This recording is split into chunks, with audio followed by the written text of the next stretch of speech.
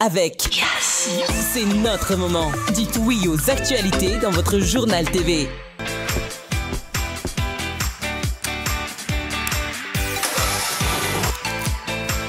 De beaux projets pour des budgets serrés. Batimax, le partenaire des bons plans. Batimax, la qualité au meilleur prix. Manulcianoni vaovao.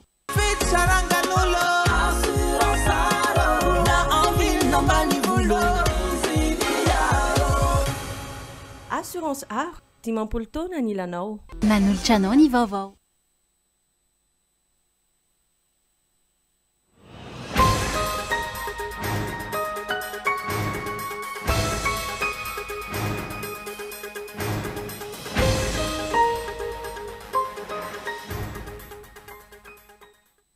Notokanana sanotsidiana ka nanaovana oeraoera tamin'ny vahiny ilay 20 kilometatra amin'ny autoroute Antananarivo Toamasina. Ny ankamaroany lalam-pirenena eto amintsika ankilan'izay potika amin'izao fotoana izao.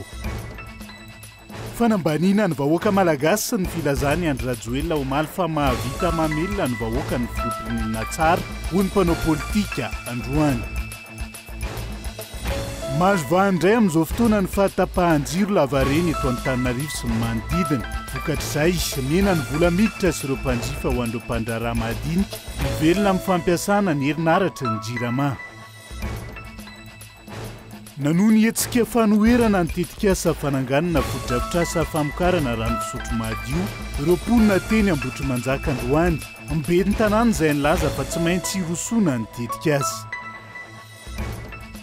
Anivelany amin'ny filoham-pirenena teo aloha avy amin'ny ankavanana sy ny senatera Chrétien Démocrate no mifanandrana amin'ny fihodinana faharoa amin'ny fifidianana filoham-pirenena ao Bolivia amin'ny volana Oktobra ho avy izao ny antsiprian'izay.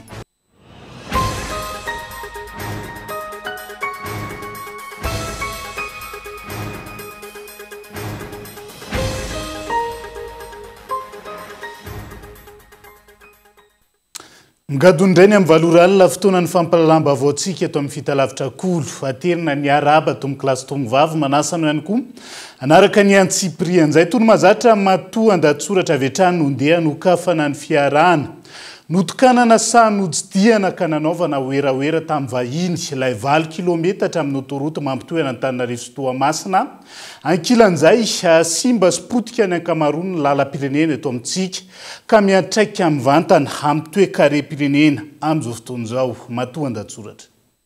I Madagasikara no mitarika ny SADC ka nivoizinahitra izay fa voafidy ho filohan'ny SADC i Andry Rajoelina. Ny zava-misy tsara ho fantatra nefa ny roa amin'ireo firenena misy 17 mpikambana ihany no manana maso ivoho eto Madagasikara ka ny ray amin'ireo aza tsy nanendry maso ivoho intsony rehefa niala ny teo aloha. Nakatona ihany koa ny birao-mpifandraisana tamin'ny SADC izay efa nisy teo aloha ary misy asivy ny filoha tsy tonga fa nandefa solotena. Tsy efa azo hitarafana ny tena zava-misy marina ve ireo teboka ireo raha ny fifandraisana iraisam-pirenena no resahana. Androany ny sasany tamin'ireo no nentina teny amin'ny PK0 ny autoroute izay mbola fanontaniana mipetraka ny hoe notokanana sa notsidihina ka natoro ireo vahiny ilay 20 kilometatra amin'ny AR01 na ny autoroute numéro 1 Antananarivo Toamasina tamin'ity androany ity. Raha notokanana dia asa efa vita no dikan'izay. Raha ny hita nefa amin'ireo 20 kilometatra tsy misy marika fijanonana raha misy voina na ilay antsoina hoe bande d'arrêt d'urgence, tsy misy takela-by famantarana, tsy misy fiarovana fa afaka miampita amin'izay mampety azy avokoa na ny olona na ny biby sa manaja ilay antsoina hoe lalambe mikodana. Efa tsy resana intsony ny kalitaony tara na ny goudron. Notokanana ve araka izany sa notsidihana sy nanaovana oeraoera tamin'ireo vahiny ka hitadiavana fa matsimbola hafa. Ny autoroute hiazakazahana tsidihana na dia 20 kilometatra fotsiny ihany aza kanefa ireo lalam-pirenena eto amintsika simba sy potika avokoa. Ohatra amin'izany ny RN7, RN2, RN4 izay voalaza fa misy fanamboarana sy fikojakojana. Potohin'ny olon-tokana ny tena mbarim-panjakana amin'ny fanamboarana ny lalana amin'izao fotoana ary maro ny fitarainana voaray mikasika izany. Maro no malala, maro amin'ireo mpandrarano mitaraina fa mbola manao ny asa ao amin'ny ministeran'ny asa vaventy i Claudine Razay Mamonjy ka mampiasa anarana maro toy ny hoe Tsilanzara, Fanasina, Géométrie, Jean-Pierre sy ny maro hafa izay ampiasainy. Manome vola sy olo-mavambahoaka sy ny tompon'andraikitra izay tsy afa-miala. Raha malala nefa ny olana nisy sy ny tantara momba azy tamin'ny fitondrana SVM. Lasa modely ny risoriso sy ny tsy fahamarinana eto Madagasikara ka aoka sika hibebaka, hoy ny Monseigneur Désiré Tsarahaza nantany Fenorivo Atsinanana tamin'ny fahavalo ny volana Aogositra lasa teo, nandritry ny fametrahana ny eveka tany an-toerana. Zava-misy zany satria amin'izao fotoana zatra loatra ao anaty tsy fanaran-dalàna isika, any ka lasa toy ny efa mahazatra izay tsy fanaran-dalàna izay. Isan'izany tsy fanajana ny lalàna amin'ny feny fifamoivoizana, ny lalàna amin'ny feny fiarahamonina, ny lalàna amin'ny feny fananantany, ny fanotofatany sy ny asa fanorenana, ny lalàna amin'ny feny tontolo iainana, ny fandaharahana, ny lalàna amin'ny feny fifandraisana sy ny serasera, ny fanajana ireo zo fototra sy ny maro hafa.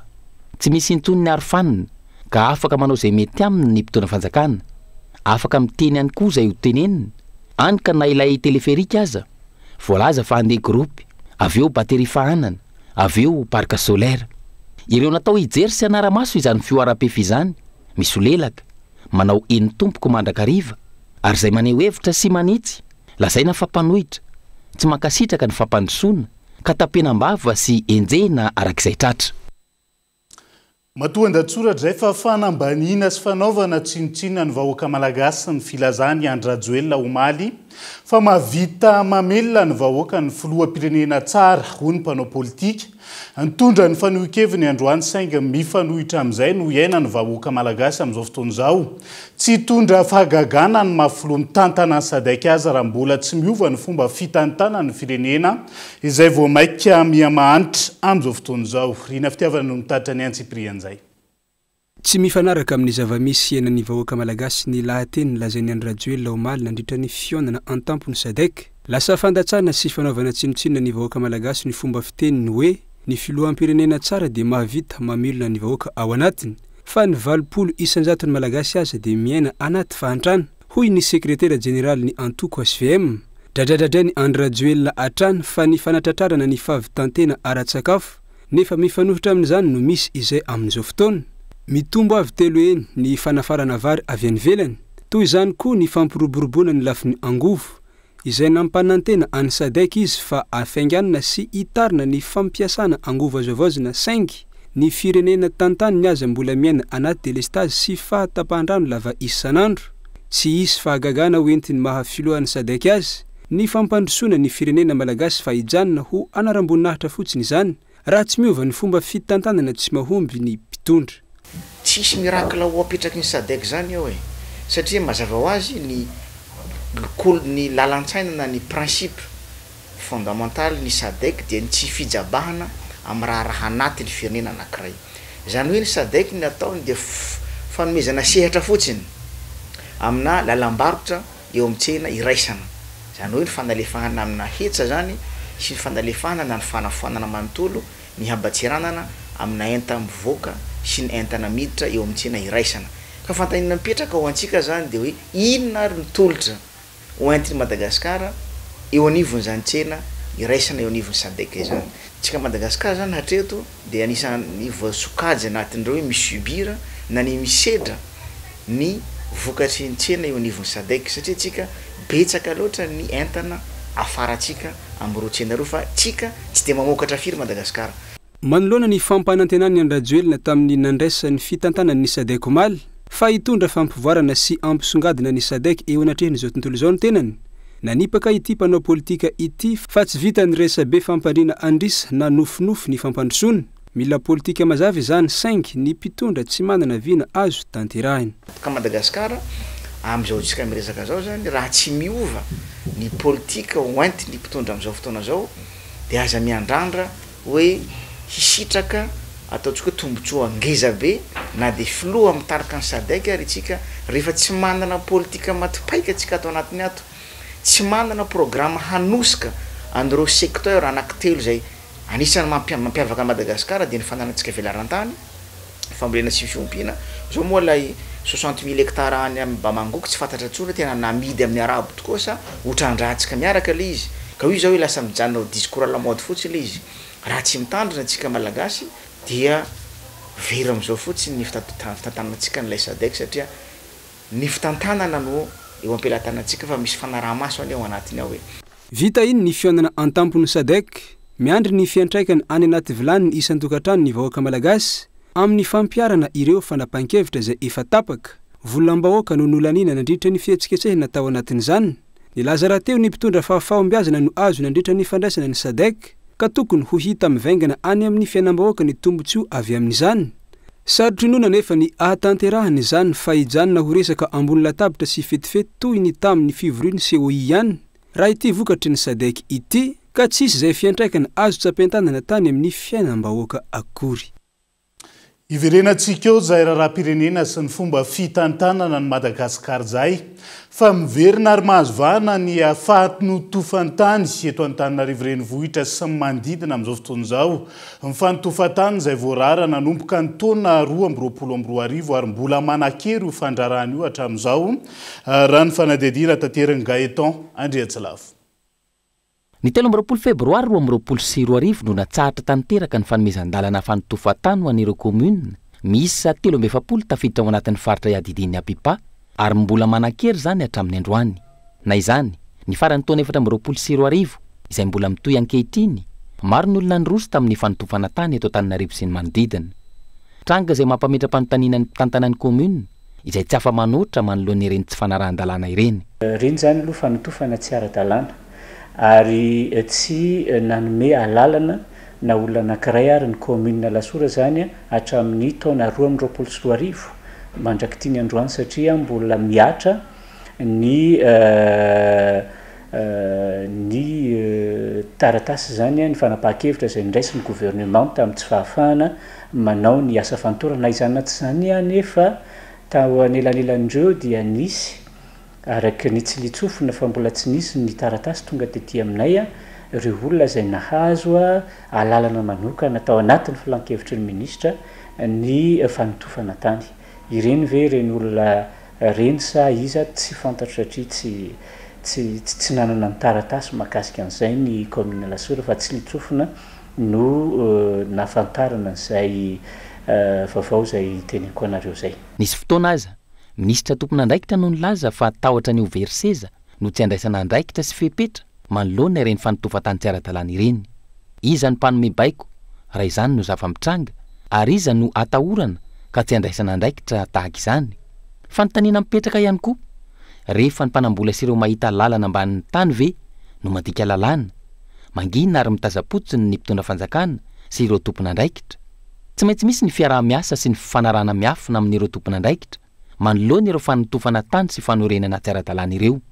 Tokony ho amafisina hoy ny fanazavana, ny fampiarana ny lalàna sy ny fampahafantarana ka hanavahana mazava tsara ny atao hoe fanajariana ny tany sy ny fanana tany. Tsika zany angapany tokony hoe manana didy ny commune, manana didy ny fanjakana, ampahalala sy ampahafantatra ary ametraka mihitsy ny ao anatin'ny resaka sotoavina amintsika malagasy ny resaka hoe inona ny atao hoe fanajariana ny tany dia inona ny atao hoe fanana tany. Afangaron'ny olona foana ireo zavatra anankiroa hoe rehefa manana ny tany koa dia izay tiako atao ny tany amoron-dalana zao misy ny atao hoe alignement hoe tokony isaka zao metra ianao zay vao afaka manao ny fanorenana fa ny tsika eto Madagasikara tanyko iny dia na any anaty arabe ary dia ahorika ilay izy any anaty arabe izay zavatra tokony hiova manomboka izao raha te hanana tontolo milamintsika arabe. Tsy ampy ny fanaraha-maso sy ny fanasaziana avy amin'ny tompon'andraikitra manoloana ny fanotofan-tany mahazo vahana amin'izao fotoana. Maro ihany koa ireo manararoatra ka milaza fa tetikasa ny fiadidinan'ny repoblika no atao. Fanampin'izay misy fanavaka vahana amin'ny fampiarana ny lalàna ka ny sasany omena lalana, ny sasany saziana sy sakanana. Fa mbola lavitry ny fandrosoany Madagasikara raha ny zava-misy ainan'ny vahoaka malagasy 30 tapitrisa amin'izao fotoana izao.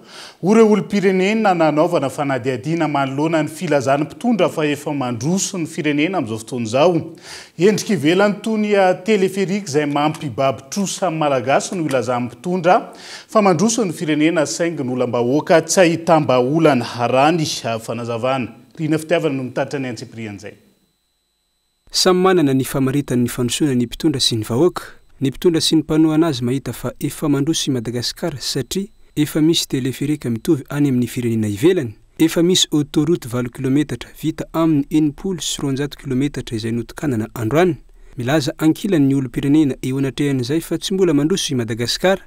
Raha ny zava-misy iainan'ny vahoaka malagasy 30 tapitrisa no jerena fahantrana miavosa fahasahiranana isan'ny tokantrano fiakaran'ny vidim-piainana tsy fisianasa sy ny sisa ary ny farim-piainana mitotongana toekarena sy ny famokarana miapodika hatrany ny olany rano sy ny jiro izay ijaliana isan'andro endrika ivelany ihany no hitan'ny mpitondra fa ny fahorim-bahoaka hodiny tsy tazana atao hoe mbola tsy mandrosa aloha Madagasikara satria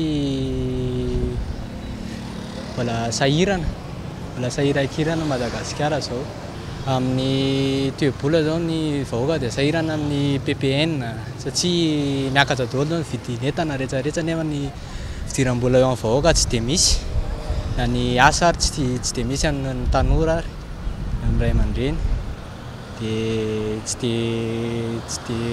dia afaka ihany aloha Madagasikara asa zao ny ilain'ny gasy satria eo amin'ilay asa mihitsy zao ny sahirakirana amin'ny malagasy amin'ny tady asa ny orinasa tsy dia misy nefa ny olona be da be manana diplôma nefa tsy miasa dia ny vidim-piainana koa tokony ahena ihany zany hatreto aloha mbola tsista dia tena fandrosony satria mba nampanantena izy zany mba tokony efa androso malagasy nefa mbola tena tsy tanay zany efa androsona hatreto ka amin'ny fijerevana any zany amin'le zay manto tatsaha dia mbola tsy dia tena hitanay dia tena vokany hatreto ka raha tena hoe ampandrosony ny fiainana zany izy dia tokony hoe le ny mahavoatra eny tokony ampandroso aloha dia mba mandeho azy ny andrevosy eny raha amin'ny lafin'izay aloha hoe mandroso fa ny zavatra amin'izay tsy arak'izay ohatra hoe mihasarotra zany ny fiainana fasarana no ohatra zao ny filarana rano fotsiny ny rano zao dia sahala amin'ny anay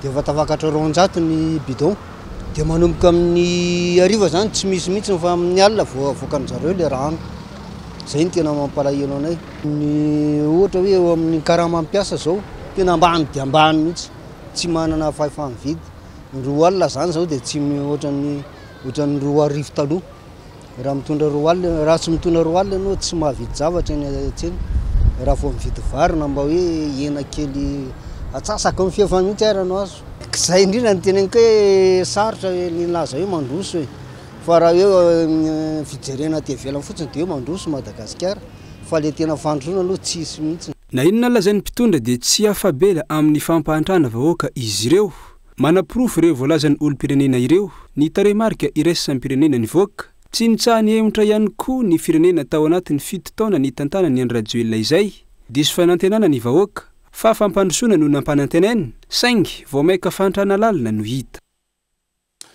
ao anatin'izay raharam-pirenen'izay hatrany manambahiny ny sampana fampalalam-baovao amin'ity ality dia tsy iza fandrematoko rojo Jean Félicien filohany fafikarena malagasy na ny fandridrana ny fiarikarena malagasy no sady filoha lefitry ny Alliance Diaspora maneran-tany ihany koa miarabanao tonga soa atao anatin'ny fampalalam-baovao amin'ity ality isan'ny kandida filoham-pirenena ianao tamin'ny taona 2024 kandida laharana faharoa 2020 raha tsy diso ny tenako ao anatin'izay matoa manana eritreritra ny latsaka hovidiana ho filohan'ny repoblika Madagasikara zay mieritreritra ny tondra Madagasikara tsaratsara kokoa na izany ho an'ny vahoaka sy ny rehetra ao anatin'izay fa fantaniana io ny zava-misy amin'izao fotoan'izao manahoana ny fahitanao ilay firenena androany faly miarabanao Andriamatoa Yves Richard faly miarabantsika malagasy rehetra pirahitany razana ihany na ny eto toerana na ny any ivelany zao tontolo zao marina ny valam-paretsika koa tsy hosarahako fa iray antsika malagasy mamaly anao amin'ny hoe aizany misy atsika malagasy Madagasikara amin'izao fotoana zao dia tsotra angambany fa miariary ohatran'ny tafika andrefa-tanàna potika ary manitra ny firenena matoa zany latsaka ho filoham-pirenena tamin'ny 2018 dia manana vy na nalana tanteraka ny fahatrana eto Madagasikara izany hoe ny fenitry ny fahatrana moa zany raha ny fenitry iraisam-pirenena dia ny hoe olona mahazo vola latsaky ny 2 € par tête par jour isam-batan'olona io ary raha ataontsika hoe mividim-piainana tamin'izany fotoana zany no raisina dia ny karama farany ambany zany dia fitoetsy fa na vidim-piainana amin'izao raha ohatra raisiko ny etaeta ny syndicat dia mitombona mihitsy le hoe ray tapitrisa vao ampy amin'ny tokantrano anankiray isam-bolana amin'izao fotoana izao mbola lavitra an'izany lavitry ny afo ny kitay azoko lazaina hoe potika amin'ny firenena tsy ilaza momba ny ala dorona sy ny tontolo iainana meratsy ny olona zay matymbola tanora satria raha retsika ny espérance de vie eto Madagasikara dia totongana be ny espérance de vie. Mena avokoa zany mitondry rehetra mahatonga anao milaza androany fa potika miamanitra ilay firenena. Matoa ny olona tsy mahita fa potika ny firenena dia pahany izy zay na tsy te hijery. Ary ny fahatrana amin'izao efa mahafaty olona. Zonga mampiararana ny olona maty tsy ampozinao misy no fanampozinana fa misy koa ny fanampozinana raha-tsakafo efa sinireny fa misy zavatra tsy mety ao. Ny olona tsy anasa misy zavatra tsy mety ao.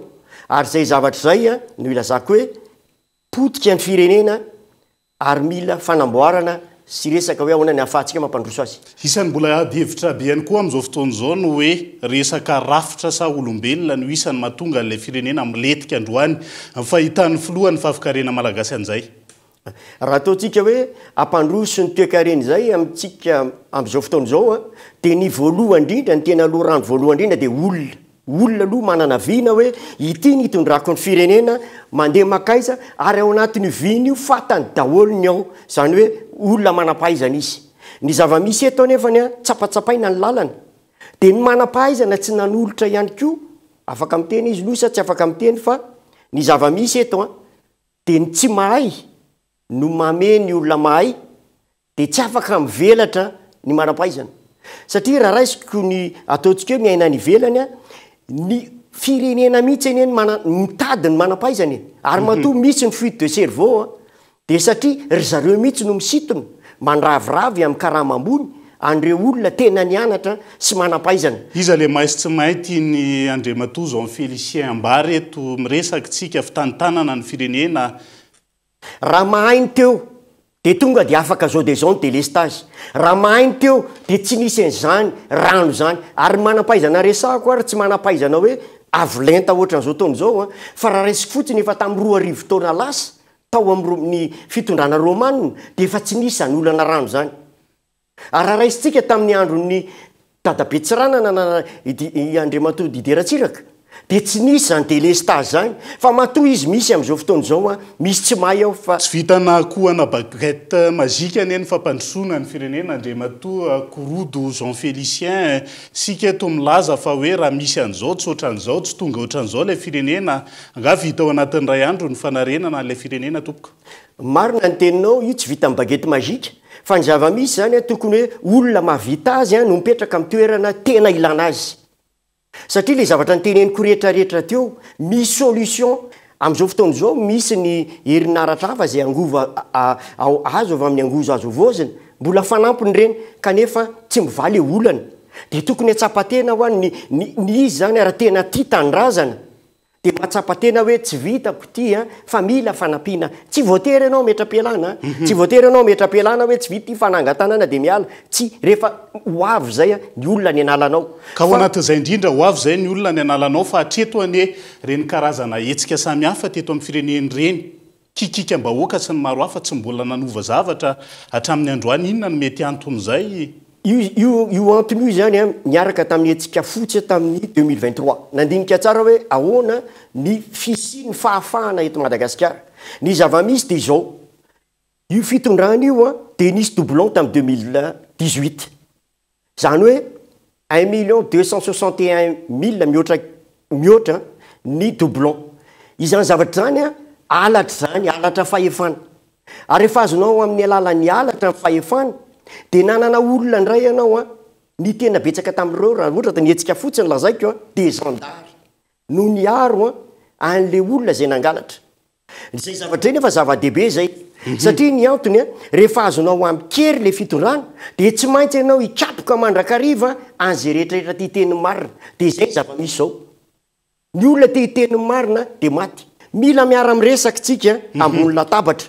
Ka ho anatin'izay efa betsaka anie ny antsoantso hoe andao ifampidinika andao hitady vahaolana andatabatra boribory tsy mety tonga amin'izay misy ohatrany karazana fizirizirina avy any amin'ny ankilany avy any amin'ny andaniny inona lay vahaolana ankoatran'izay zany satria raha hatreto aloha mety tsy ho tonga amin'izay sika. Amiko zany ny tena vahaolana dia fanetretena. Fanetretena ny mpitondra mpanompo ianao fa tsy tompona mpanompo ianao ary ny ao anatin'ny lalam-pandroenantsika dia ny vahoaka ny maso mandidy am'izao fotoan'zao fahitako azy de tena etaeta vahoaka mihitsy a ny sy ny fanovana sy ny fipetrahana ambony latabatra na miresaka fifidianana am CNI zany na miresaka amin'ny ACC zany tsy atokisan'ny olona tsony zany am'izao fotoan'zao noho izany mila fanamboarana hoe mila manety teny ianao a ary tadidinao tsara fa mpanompo tsy mibaiko fa ny vahoaka no mibaiko anao ary zay zavatra zay na ozy ny vahoaka hoe alohatsika hidinika ambony latabatra tsy voatery eny vahoaka tokony eny hoe fa matoy ianao a na mpangina amin'ny vahoaka de nampiasa hery ianao zay accord politique amresaka accord politique ihany ianao eny ko ao ambadika fa amin'ny firosona am'izay accord politique zay ve andre matoko rojo Jean Félicien tsotrany amezana vahananareo mpanao politika zay sokajiny maro mitady seza am'izao fotoan'izao indray makasika an'izay sa manahoana averiko indray aloha fa za tsy mila seza ary tsy mila vola tsy mila vola tsy mila voninahitra tokana fotsiny enany tena tanjoko de ny hoe anala ny tanindrazantsika ao anaty fahatrano amiko zany tena fitiava-tanindrazana satria ho an-tanindrazana maty ao an-tanindrazana velona ao an-tanindrazana ary zany ho ilain'ny firenetsika ahoana zany ny tokony ho fandeha ilay accord politique mba tsy isiny zay ahoana ny garantie entina inona ny azo atao mba tsy atongavana am'izay hoe misy ataon'olona fitsetsafana fizarana gatoa fotsiny ilay fifanarahana ao anatiny le izy angamba ny tena tsidiko tsara ny mpanao politika no miasa hitady seza fa ny olona manam-pahaizana sy ny olona tena hoe tompona andraikitra ao anatin'ny toekareny de mitady izy ny tombontsoa ampiroborobono ny toekareny na mitady izy ny ampiasana ny fahaizana mba hampandrosoana ny fireneny amiko raha misy zany ny fivoriana ambony latabatra de ireny olo ireny aloha no menavahana voalohany indrindra ary faharoa araka ny teniko teo hoe ny zavatra teny ilaina ane de hoe olona tena mahavita azy eo amin'ny toerana ilana azy zany hoe tsy le olona no mitady ny seza de hiady an'izay azahoany an'io fa ny vahoaka mihitsy matsapa hoe ity olona ity no teny ilainay satria ity no mahavita an'ity raha maka ohatra Andriamato Yves Richard tsy ametraka olona mihitsy ianao ao amin'ny toeram-pandidiny raha mpivaroka eny any asany na de mahay mandidy ena ary izy tsy fomby zany fa afa ny olona nianatra tena afaka antsabo ary aina no entiny ary zay zavatra zay no tokony hodinihana rehefa vita ny resaka ambony latabatra le accord politique azo resahana de ny hoe ohatra le nataontsika tamin'ny 31 octobre 92 hoe 91 hoe mijanona eo any le flou fa mety misy rafitra ahafahana aloha manala aingana an'izao tena hoe fahoriana lalina mahazo ny vahoaka zao raha ray mandreny ianao de nitomany ianao mahita tiondalana efa tsy maintsy rosona tokony rosona am'izay ve ny zava-misy am'izao fotoan'izao raha ny fahitanao azy amiko misy fambara eo amin'ny fiainana mafilo Andriamato faraony ary izy tena mpanjaka fa rehefa maty ny zanany nangina izy nitiako tenenina de izao raha tena filo ianao na mpitondra anao tao firenena maty ny zanaka am'izao fotoan'izao firifiry ireo tanora maty firifiry ireo olona tsy manatsimy maty firifiry ireo olona nisy namisavy amiko efa fitenenan'Andriamanitra zany hoe fotoana zao akasika anao akaiky vely izy zay anao vao tonga saina fa de zao le fotoana tsy misy akoatran'izao raha tsy miroso am'izay faran'izay aingana le fitondram-panjakana mety manahoana satria hatramin'ny androany ary ane mbola misy no mivory resaka hoe troisième mandat ny filoham-pirenena sy ny maro hafa Andriamato Rojo Jean Félicien amiko misy fandinihana amiko ny accord politika ihany ny lalana satria tsy fantatrao ane samy lehilahy no sorandreny menaka ary efa mitapitaka eto tsika inona ny aprimin'olona ny ambany eliny ihany inona ny any ambany sao de mitondra kopainy ihany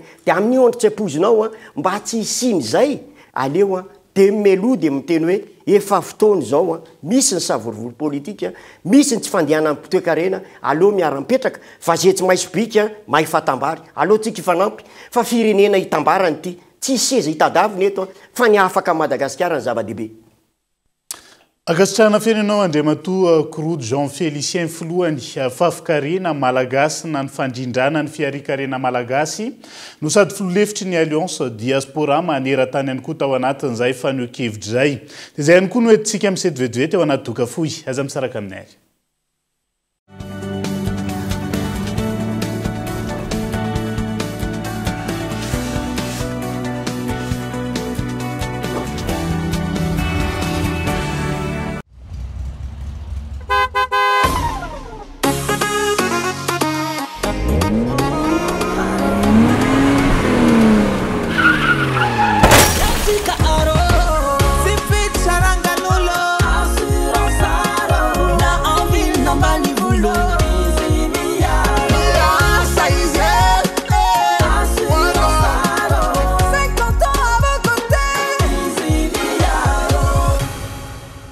assurance art 10 taona ny ilanao. Mila hevitra vaovao ampandrosoana ny asa koa. Ampiakaro amin'izay le level miaraka amin'ny asa sy mitolotra mijinjo. Vidio amin'izay le smartphone zay teo ilainao, afaka alohanao tsikelikely araka ny fahefanao, manomboka amin'ny 500 ariary isan'andro mandritry ny 420 na 420 volana, sady tolorana katohatra amin'ny 6,7 giga ianao isam-bolana. Mijinjo tonga vahaingana any amin'ny App Store.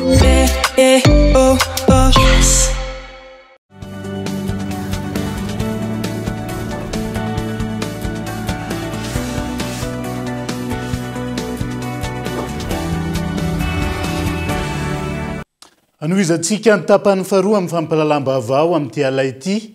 Mivena mahazo vahandray ny fahatapahan-jiro lavareny eto Antananarivo sy manodidina amin'izao fotoana izao. Vokany amena ny vola miditra sy ireo mpanjifa ho an'ireo mpandraharaha madinika mivelona amin'ny fampiasana ny herinaratra ny jirama ankehitriny. Amin'ny katsona voatery hajanona ihany koa ny asa noho ny tsy fananana loharano nangovo hafa ho ireo mpandraharaha. Tranga izay manimba ny fiarikarena raha ny fitarainan'izy ireo. Daniela Minorsono mitaditra ny antsiprian'izay. Ankoatra ny fidanga ny etraloha, misedra olana noho ny fahatapahan-jiro lavareny izay miha mahazo vahana ankehitriny koa ny ankamaroany ireo mpandraharaha madinika mivelona sy miankin-doha amin'ny fampiasana ny herinaratra ny jirama amin'izao fotoana. Antony tara ny asa, mimenomenona ireo mpanjifa, mihena ihany koa ny vola miditra ho ireo mpandraharaha misehatra amin'ny fanaovana confection izay nanovana fanadihadiana tamin'ity androany ity. Mijanona ny asa rehefa tapaka amin'ny jiro, tsy hoe mijanona tanteraka fa afaka manao zavatra hafa ny ankizy fa masinina no mijanona izay miasa amin'ny izay mandeha amin'ny électricité ihany zany mijanona fa ny ankizy afaka manao zavatra hafa. Tsy maintsy misy fiatraikany amin'ny hatrany amin'ny client io zavatra io ny olona efa tenenina mialoha hoe raha ohatra tokony vitanay 3 andro zavatra dia amenay fotoana herinandro aloha le clientnay efa makamaro zay eo amin'le fahatapahan-jiro. Tsy maintsy tara foana ka, tsy maintsy tara arakaraka fahatapahan-jiro dia tsy maintsy tara ny asa. Hitanao amin'izany fa misy fiatraikany amin'izany hatramin'izany fidiram-bola. Raha raisiko fotsiny ohatra amin'ny karaman'ny ankizy. Karaman'ny ankizy tsy mihena, fahatapahan-jiro nefa misy. Dia raha asa tokony ho vitanao 3 andro ohatra ataonao herinandro, karaman'ny ankizy tsy maintsy feno any dia faty-antoka ho an'ilay orinasa le izy. Mandeha foana ny facture ary tsy hita izay fiovany hoe mihena fa ohatran'ny isam-bolana ihany. Indray raha miakatra. Ho an'ity mpandraharaha misehatra amin'ny fanamboarana fitaovana elektronika ity indray, saika simba noho ny fahatapahan-jiro sy ny fiverenana ny jiro tampoka avokoa ny ankamaroany ireo fitaovana elektronika fampiasa ao an-tokantrano tonga ho aminy raha ny fanazavana. Raha toka fitaovana manodidina ny 50 teo isan'andro no voamboatra tao anatin'ny iray andro, ny enan-tsasany izany amin'izao fotoana, izany hoe 510 hatramin'ny 12 eo sisa ny fitaovana voamboatran'izy ireo noho izay fahatapahan-jiro izay raha ny fanazavana trany. Eto aminay zany zao ny ankamaroany zavatra eto dia vokatry le délestage zany le fiverenana le jiro iny dia tapaka le maty le zavatra zany. Sy dolo ny hitako ny panina zao ohatra hoe frigidaire zany zao dia vokatry le courant miaka-midina zany mahafaty andrina reny fatany indiko reny koatra zay. Tsy mahataty an'le surtension fiverenana le courant zany tena zakany dia malemana le fitaovana loatra izy. Dia maro ny tratran'izay eto. Sa le courant miaka-midina dia maro ny zavatra simba. Tanay zao manao réparation dia zavatra ataonay miakina amin'ny courant. Dia amin'izao zany tena sahirana zay le jiro tapaka lava. Tena mimenana zany ny client satria tsy maintsy mianatra jiro averina vovaka miasa. Misy fotoana zay manao frigidaire zao ny tran'olona any dia re misoka fotsiny ny tran'olona any zay tapaka ny jiro any dia verina le jiro zany tonga indray zay manamboatra le zavatra olona. Zany hoe verina mody atỳ amin'ny toeram-piasana mihitsy aloha zany. Zay vao verina amin'ilay toerana sur terrain manao an'ilay manamboatra zany. Dia ohatry koa netany tsy miverina le client memena client fa zay moa zava-misy dia iainana le izy. Tena misy fianana aloha vola miditra. Mampihena mpanjifa mihitsy sy vola miditra le izy. Satria tsy araky ny eritreretana hoe ahavitanan'le asa zany no eritreretan'ilay olona azy hoe vita zao le asa nefa lasa memotra le izy dia tsy nisehatra ny fandraharana ihany, misedra olana noho izay fahatapahan-jiro izay avokoa nisehatra rehetra eto amintsika amin'izao fotoana, raha tsy laza fa tsy nisehatra ny fanabeazana, ny fahasalamam-bahoaka sy ny maro hafa. efa maro izay fampanantenana toy ny Andry Rajoelina mikasika ny famahana ny olona ny herinaratra izay saingy tsy hita izay vokany hatramin'izao hiatrany ireto mpandray madinika nanovana fanadihadiana ireto. Rehefa tsy vita ihany ny famahana izay olana ny famatsiana herinaratra izay tokony jerena manokana ny lafiny arakitra ho hiatrany ny fanazavana. Fa tanora lasivavy 420 avy amin'ireo tanàna manodidina ny toeram-pitrandrahana orinasa Mbadivy ao Moramanga no noraisina ho mpiasa avy hatrany taorian'ny fanofanana momba ny familiana fiara vaventy. Fanohanana izay tafiditra anatin'ny fandraisana anjara ny orinasa Mbadivy amin'ny fampandrosoana eny fotony sy ny fampahaleovan-teny ireo tanora ihany koa ankoatr'izay. Nisy ihany koa ny fanofanana arak'asa sy fampitaovana tanora maro tao an-toerana andao rahantsika ny Antsiprian'izay. Tanora lasivavy miisa 420 avy amin'ny tanàna manodidina ny toeram-pitrandrahana ao Moramanga no noraisina Mbadivy ho mpiasa avy hatrany rehefa avy nomeny fiofanana amily fiara vaventy. Nisitraka fampianarana avolenta an-tsoratra any an-dakilasy sy fampiarana izy ireo tamin'izany. Namolavola sy nizara ireo fampiofanana ireo ny teknisianina avy ao Mbadivy. Izany hetsika izany dia tafiditra ao anatin'ny fandraisan'ny orinasa anjara amin'ny fampandrosoana eny an-toerana sy fampaleovan-tena ny tanora. Naneho ny fankasitrahany ireo tanora tafiditra teo anivon'ny tontolon'ny asa avy hatrany. Na risika anazy zany dia mba ananako traikefa mba ahafahako miasa rehefa vita n'ity fiofanana ity mba ahafahako mahita asa zany satria za teo aloha tsy nanana asa dia mba naniry an'izao ka tonga tamiko moa zany le izy dia tena sorana betabe zany ny Mbadivy. Manohana mavitrika ny fampananana asan'ny tanora monina amin'ny faritra iasany Mbadivy amin'ny alalan'ireo fampiofanana arak'asa maro samihafa. Misy ihany koa ny fampiofanana arak'asa momba ny zaitra ho an'ny zatovovavy sy rafitra ho an'ny zatovolahy izay novatsiana Mbadivy vola sy ny arahana natotosa tamin'ny mpiara-miasa eny an-toerana teo amin'ny lafiny teknika. Rehefa nahavita soamantsara ny fiofanana momba ny zaitra tao amin'ny centre de promotion féminine ao Andasibe ny zatovovavy miisa 520 dia notolorana Mbadivy milina fanjairana tsirairay. Natao izany mba ahafahan'izy ireo mampiatra avy hatrany izay noratovany. Nomena Mbadivy fitaovana ilaina amin'ny asa rafitra ihany koa ireo zatovolahy 520 nanaraka fiofanana rafitra izay novolavolaina Mbadivy niaraka tamin'ny fiaraha-miasa tamin'ny orinasa Airtech Global sy ny foibe fampiofanan'ny Père Carme ao Moramanga. Iazo nosy be avy hatrany sika ao anatin'ity vaovao manaraka ity. Angatahana ny siny fanadihadiana lalina mikasika ny olana fananantany ao Ambonara nosy be amin'izao fotoana izao. Oram-ponina voakasika olana fananantany ao an-toeran'io izay tsy mety miravana tao anatin'ny taona maro ny fandimby ka miteraka olana amin'ny fiainana andavanandro sy ny fiariana ao an-toerana ihany koa Gaëtan Andriatsilavo. Mitoetrany ny disadisa aratany ao Ambonara nosy be amin'izao fotoana ka anaovana antsoavo amin'ny ministra tompon'andraikitra ny Pak sy ny Bianco anokatra fanadihadiana mahakasika ny tena zava-misy marina. Aiza ny fampiarana ny lalàna ho imponina ka ho afaka miaina milamina ny tompon'ny tany. Raha mbola misy lalàna zany eto Madagasikara, mbola misy continuité de l'État zany, le fitsarana efa miboaka aboa. Za tsy mandrava rô hagnano mutation tany amin'ny avandrô na lafondrô.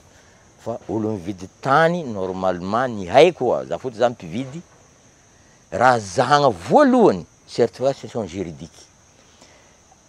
Ro ndraiky magnano acte de vente agny Diego les sociétés tsarakinta avy eto hoe nini en totalité le tany fa nividinay Marijany.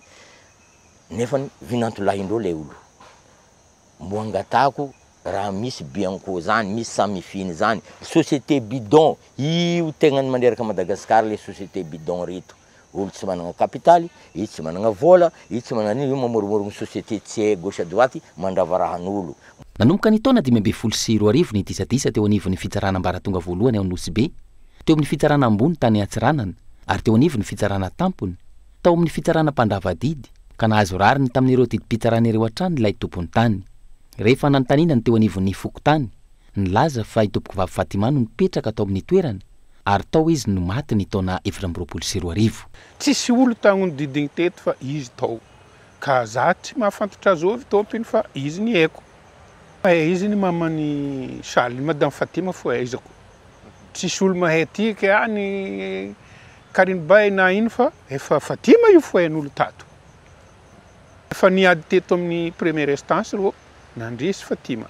Niady tagny tamin'ny cour d'appel nandresy Fatima. Tagny tamin'ny cassation nandresy Fatima. Nefany mbala nangataka pily rô ngamba mbala rejeté tagny amin'ny ministère zegny le pily. Nefa rô mbala tsy magneky ho resy fa manao zay fika mety hitandrô idiragna ato. Mbola tsy milamina araka izany ity resaka tany ao ambonara nosy be ity ka antony anaovana antsoavo hijery fotony izay tena zava-misy marina. Angatahana amin'ny fitsarana ao nosy be ny fampitovian-jo hoy ireo mponina manandraharaha eny anivon'ny fitsarana. Tany misy lalàna eto Madagasikara ka ny lalàna ny tokony ampiarina indrindra eo amin'ny olan'ny fananantany izay miha-mahazo vahana ao nosy be tato ato.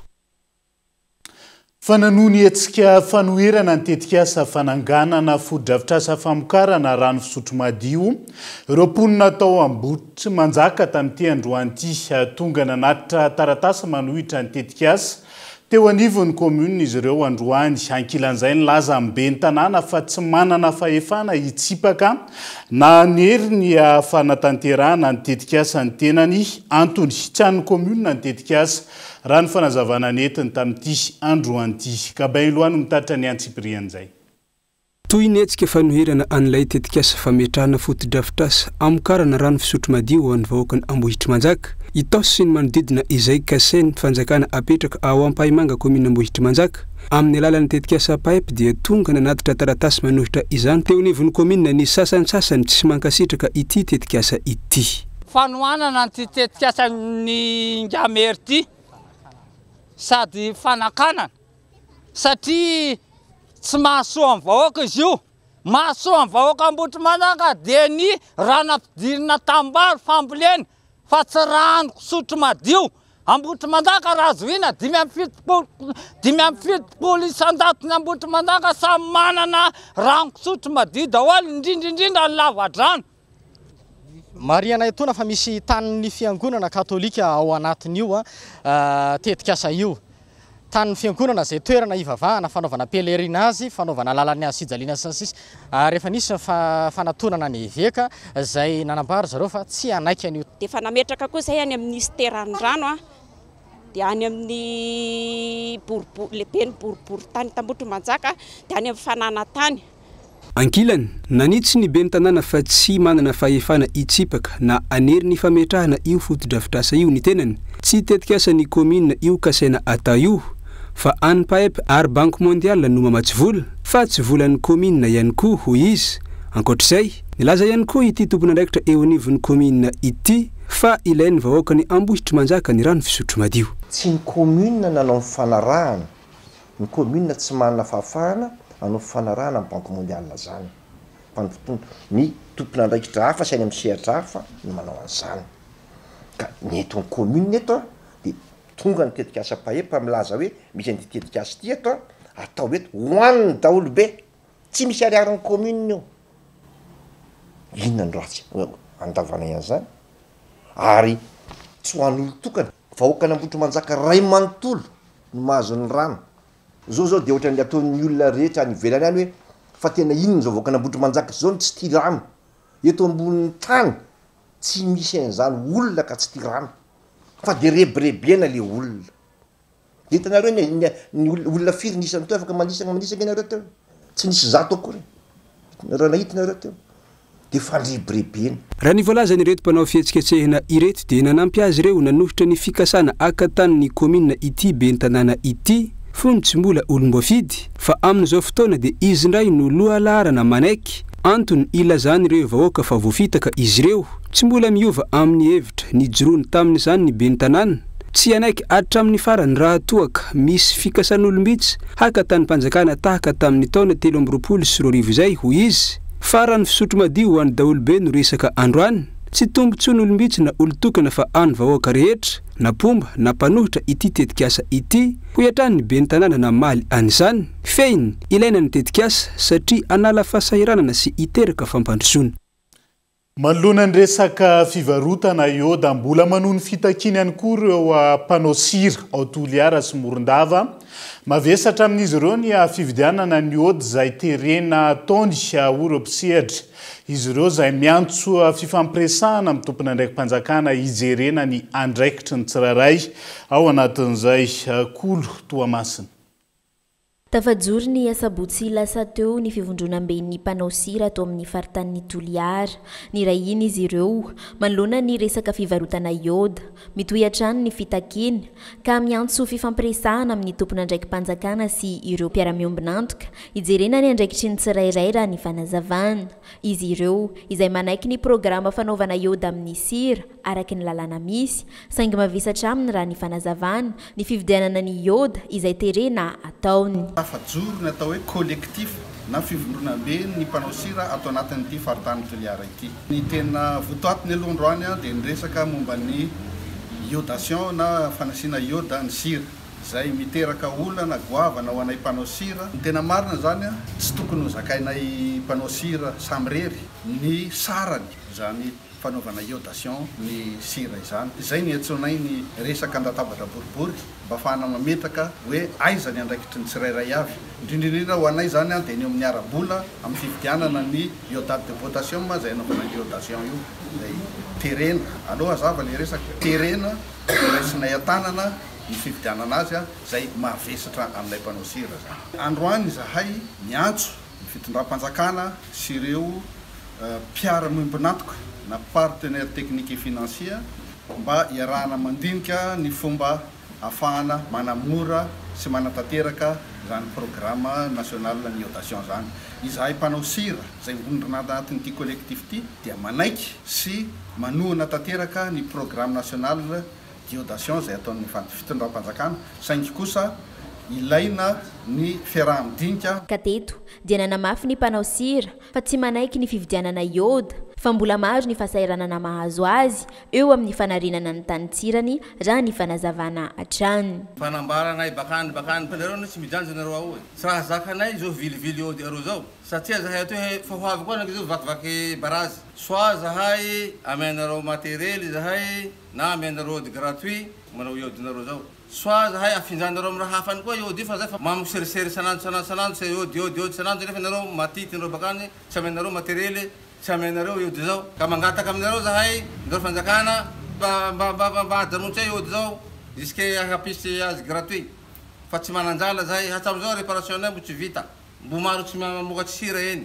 mbo miady amaraha ty ka mbo asavilero ody koa zahay azafady tompo. Araka izany dia miandry ireo tompona andraikimpanjakana ireto mpanao sira manoloana ity resaka ioda ity. Dia izay ihany koa no hoentsika manakatona ny fampahalalam-baovao any Androany. Naiza misy anao ankasitrako ianao nanaraka ny fampahalalam-baovao hatramin'ny farany manam-pitafa ho amin'ny raha-pitsondry ary tombo kilasy tombo vaveloma tompoko.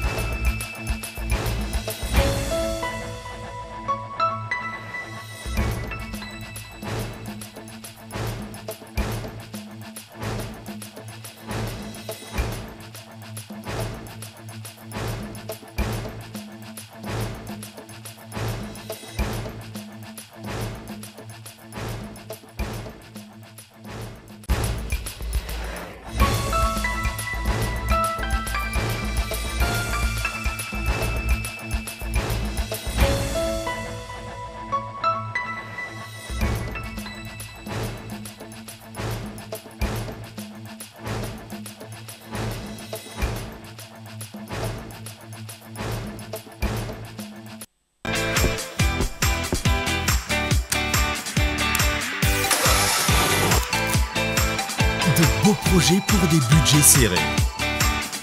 Batimax, le partenaire des bons plans.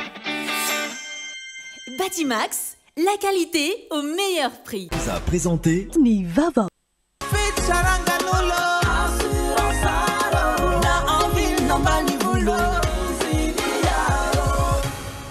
Assurance Art, Timampoltona Nilanao. Vous a présenté Nivava. Avec c'est notre moment. Dites oui aux actualités dans votre journal TV.